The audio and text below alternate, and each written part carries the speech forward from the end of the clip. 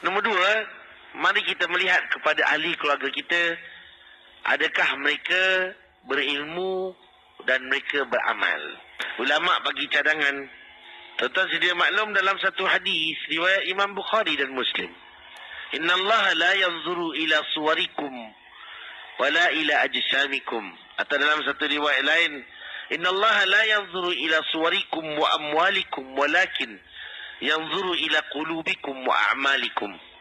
Sesungguhnya Allah tidak memandang kepada rupa paras kamu. Allah Subhanahu wa taala tidak memandang kepada harta kamu. Dalam hadis yang lain, tidak memandang kepada rupa paras kamu dan tubuh badan kamu. Tapi Allah Subhanahu wa taala memandang kepada hati kamu. Ila qulubikum wa a'malikum. Allah memandang kepada hati-hati kamu dan Allah memandang kepada amal perbuatan kamu. Tuan-tuan dan puan, kalau ikut rupa lah, sejauh mana rupa tu boleh kekal? Tak jadi apa. Kita ada rupa macam mana pun, satu kali Allah tarik, hilang dah. Kita ada harta, banyak mana pun harta. Tuan-tuan, Qarun, Allah hina Qarun, benam dia dalam bumi. Qarun bukan orang miskin. Kalau Qarun hidup zaman ni, saya ingat dia ada polis sendiri. Macam polis raja-raja. Qarun, jangankan pakai alarm Cisco tu tuan-tuan. Tak main lah. Qarun punya kaya, boleh sampai mana-mana. Kaya dia boleh bayar. Qarun. Tapi Allah Ta'ala describe Qarun ni dengan hina dalam Al-Quran. Bagaimana kerana kedekut Qarun, Allah ambil balik harta dia. Saya bagi contoh orang paling kaya lah. Saya kalau sebut kaya sekarang dengan Qarun, rasanya Qarun masih dalam list yang paling tinggi. Sebab Allah sebut innama fatihahu, sesungguhnya kunci dia, nak angkat 9 orang, 7 orang tak boleh angkat. Main-main tu, orang dulu bukan macam orang sekarang makan ayam menjit. Orang dulu orang betul kuat-kuat. Nak angkat kunci tak boleh angkat. Kaya gila. Kaya gila Qarun. Sebab kenapa tuan-tuan? Semalam saya guna istilah kaya gila. Kaya yang teramat sangat. Beratnya emas kunci dia tu. Subhanallah. Siapa bagi? Allah bagi. Kata Nabi SAW, Allah tidak pandang kepada harta kamu. Allah tidak pandang kepada rupa kamu. Dalam riwayat yang lain, Allah tidak pandang kepada jisim, badan kamu. Mana kamu kuat ke, kamu bertenaga ke, atau dalam istilah yang lain kalau kita tafsirkan, pangkat kamu.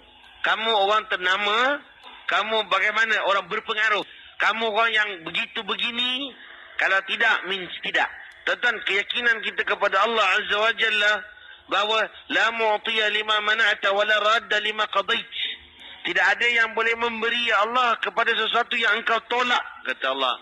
Itu kan hadis Nabi. Dalam ayat Al-Quran, Allah sebut apa? Allah kata apa?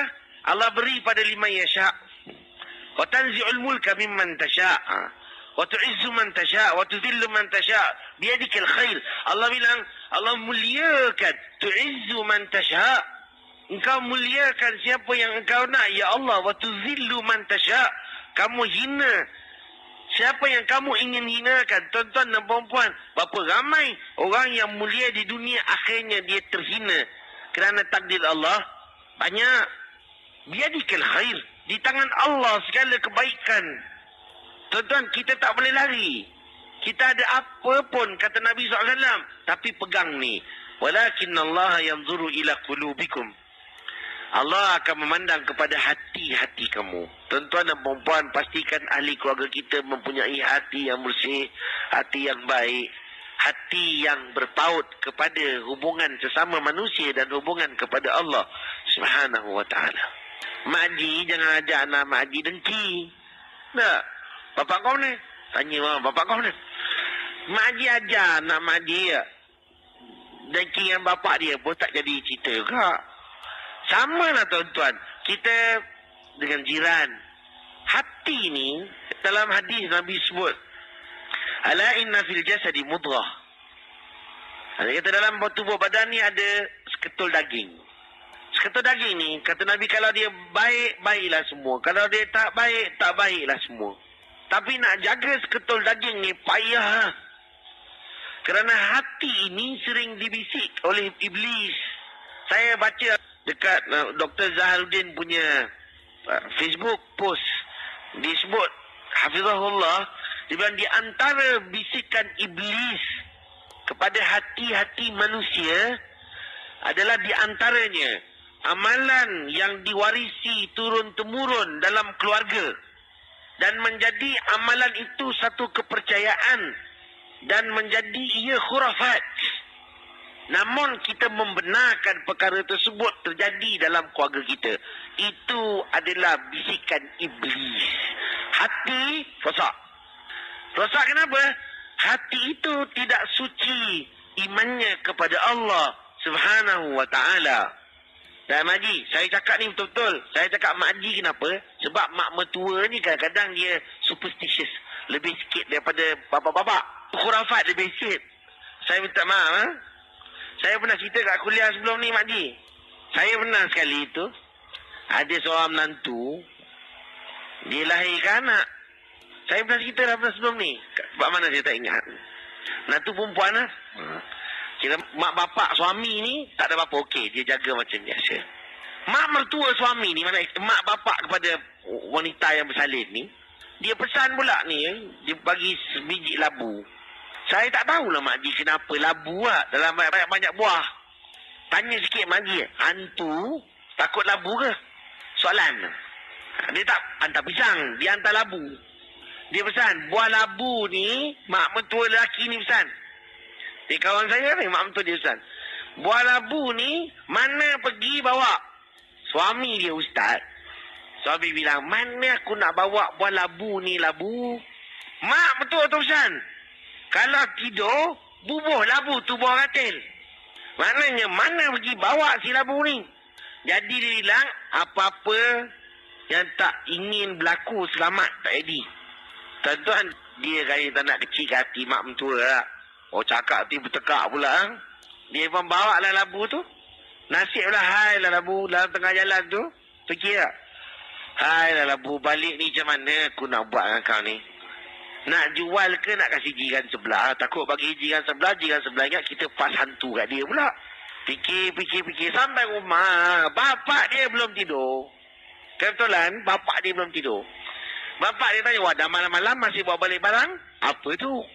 Agaknya Pak Haji tu ingat roti prata dekat ni tak jalan kayu. Tu dia tanya apa benda tu? Anak tu pun jawab, ni labu bah. Pelik lah, dia tak pernah umur anak dia hidup beli labu bawa balik rumah. Hari ni bawa balik labu pula. Anak aku ni, dia tanya kenapa bawa balik labu? Ni mak mentua bagi. Bapak tanya kenapa? Dia kata simpan, takut apa-apa baby dengan isteri ni. Takut ada apa-apa gangguan. Mengamuk Pak Haji tu. Pak Haji tu jawab tuan-tuan, apa dia ingat aku simpan tu dalam rumah ke? Pak Haji tu pula ngamuk lah. Kau bawa main labu tu? Pak Haji tu ambil, dia potong. Malam tu juga masak kuah. Dia bilang, kau bilang dengan mak mentua kau ni, kau dia nak lauk labu ni, aku masak. Nak bagi sikit kau hantar. Saya nak bagi tahu pada tuan-tuan ni, ada lagi amalan khurafat dalam keluarga yang patut kita hindari bersama. Saya selalu sebut, orang zaman ni, kalau dia buat khurafat, sangat tidak patut. Dan menunjukkan dia lebih jahil daripada orang dulu. Orang dulu buat khurafat, patutlah. Sebab dia hidup zaman kampung. Rumah dia, rumah atas, bawah, rimau jalan. Patutlah tuan-tuan, hutan yang sangat lebat. Orang duduk atas air. Sekarang mana lagi ada orang buat benda-benda khurafat? Kalau hidup zaman moden masih percaya khurafat, orang dulu dia jahil, dia tak tahu. Sebab dia hidup zaman hutan. Dia mana ada kajian saintifik. Lepas tu dia taruh tisu kalau cucu tu sedawa lah. Dia taruh tisu. Ada amalan petua. Kerana apa? Zaman tu. Zaman dulu orang simpan labu cakap hantu takut labu. Tuan-tuan, hantu sekarang dah international. Tuan-tuan, kita nak percaya benda khurafat zaman ni, maka saya sebut, perbetulkan hati kita. Kenapa orang percaya khurafat? Kalau dalam keluarga kita, dalam ahli keluarga kita, ada orang-orang yang percaya pada khurafat. Saya minta maaf tuan-tuan dan perempuan ni. Macam-macam kes sekarang ni, diorang ni. Saya waktu tu kat Mekah. Ada diorang tanya tentang satu pandangan simpan barang lah. Dia tanya soalan. Kita ni ustaz, satu keluarga ni huru-hara, adakah pasal batu yang kita simpan ni? Tuan-tuan, ingat ayat tadi saya baca. Allah takkan beri kalau ada yang halang. Allah tidak akan halang.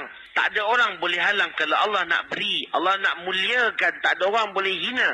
Allah nak hina, tak ada orang boleh save untuk muliakan. Kerana Allah segalanya.